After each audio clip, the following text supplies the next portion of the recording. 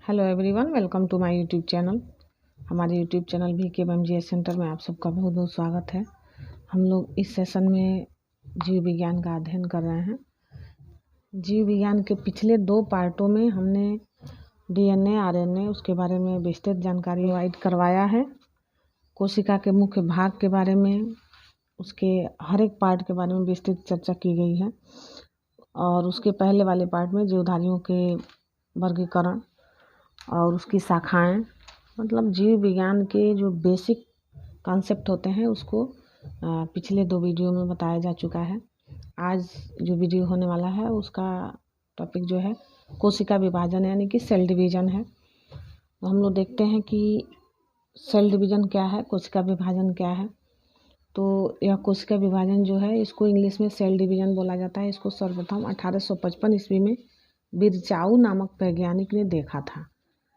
कोशिका विभाजन जो होता है मुख्यतः 3 प्रकार का होता है। पहला है असूत्री विभाजन माइटोसिस, दूसरा समसूत्री विभाजन माइटोसिस व तीसरा अर्धसूत्री विभाजन मियोसिस कहलाता है। अब असूत्री विभाजन माइटोसिस क्या है? यह विभाजन अविकसित कोशिकाओं जैसे जीवाणु, नील हरित शैवाल, यीस्ट, अमीबा तथा प्रोटोजोआ में पाया जाता है। यानी कि जो असूत्री विभाजन है यह अविकसित कोशिकाओं में पाया जाता है। इसके उदाहरण हैं जीवाणु, नील हरित शैवाल, यीस्ट, अमीबा और प्रोटोजोआ। दूसरा है समसूत्री विभाजन माइटोसिस क्या है? समसूत्री विभाजन की प्रक्रिया को जंतु कोशिकाओं में सबसे पहले जर्मनी के जीव वैज्ञानिक वाल्थेर फ्लेमिंग ने 1879 ईस्वी में देखा। उन्होंने ही सन 1852 में इस प्रक्रिया को माइटोसिस नाम दिया। यह विभाजन कायिक कोशिका सोमैटिक सेल में होता है। यानी कि जो कायिक कोशिका होती है सोमैटिक सेल, इसी में ये समसूत्री विभाजन होता है। अध्ययन की सुविधा के लिए समसूत्री विभाजन को 5 चरणों में बांटा गया है जो निम्न है। पहला है अंतर अवस्था। इस अंतरावस्था में इंटरफेज, इसको इंटरफेज कहते हैं इंग्लिश में। बी है पूर्वावस्था, इसको प्रोफेज बोला जाता है। सी है मध्यावस्था, इसको मेटाफेज बोला जाता है। और डी है पश्चावस्था, इसको एनाफेज बोला जाता है।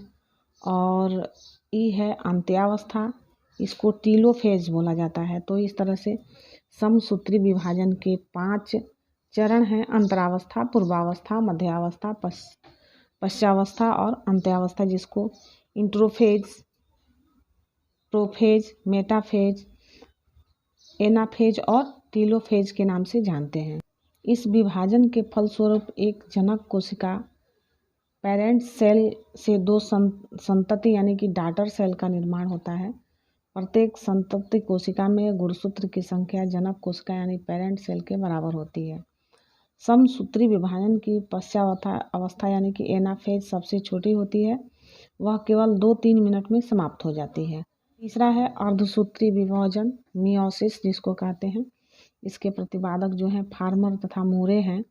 इन्होंने 1905 में कोशिकाओं में अर्धसूत्री विभाजन को मियोसिस नाम दिया।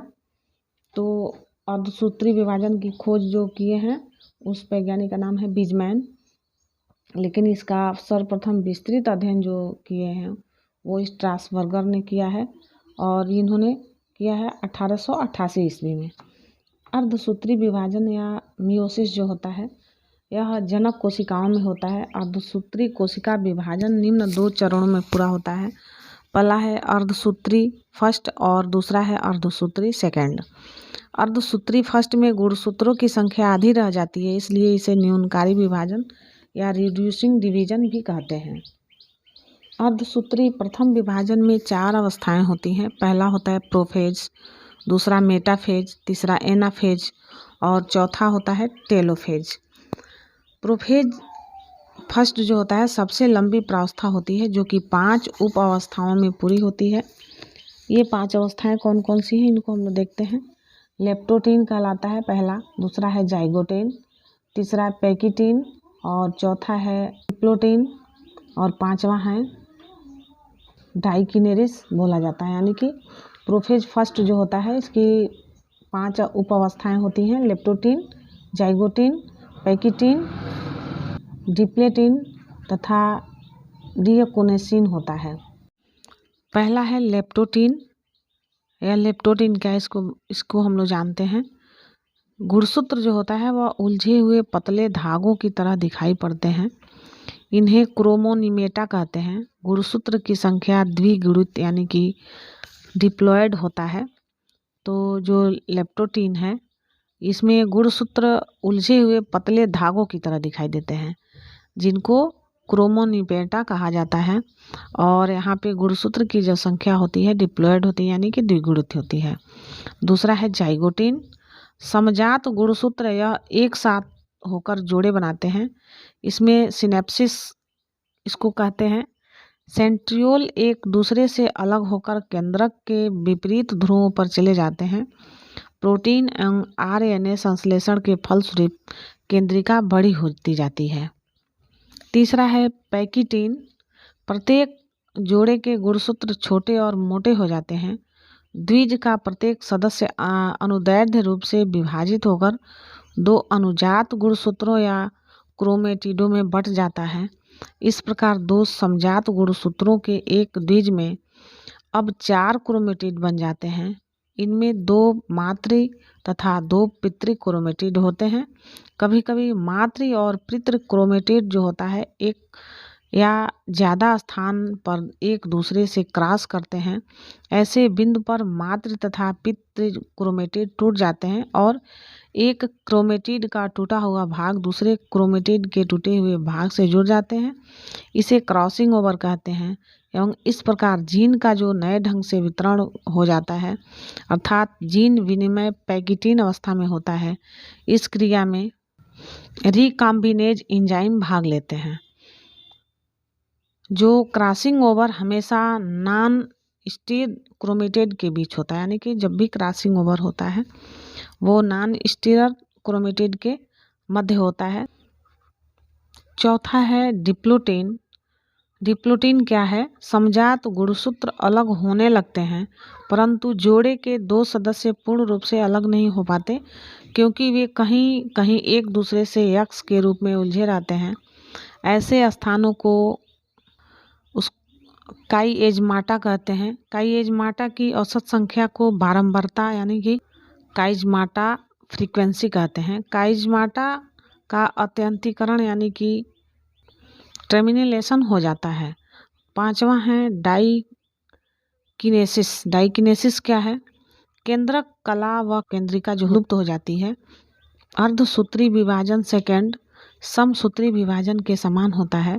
अर्धसूत्री विभाजन में एक जनक कोशिका यानी कि पेरेंट सेल से 4 संतति कोशिका डॉटर सेल का निर्माण होता है। अब हम लोग समसूत्री और अर्धसूत्री विभाजन में अंतर देखते हैं। इसमें क्या होता है? जो सूत्री विभाजन, यह विभाजन सोमैटिक कोशिका में होता है, यानी कि सोमैटिक कोशिका में समसूत्री विभाजन होता है।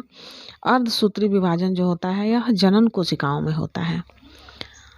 समसूत्री विभाजन में कम समय लगता है, जबकि अर्धसूत्री विभाजन में अधिक समय लगता है।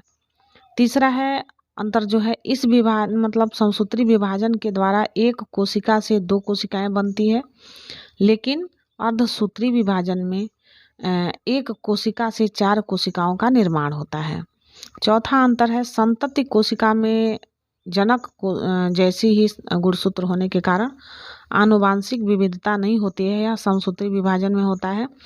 लेकिन अर्धसूत्री विभाजन में संतति कोशिकाओं में जनकों से भिन्न गुणसूत्र होने के कारण आनुवंशिक विविधता होती है। 5वां अंतर है, इसमें गुणसूत्रों के आनुवंशिक पदार्थों में आदान प्रदान यानी कि क्रॉसिंग ओवर नहीं होता है।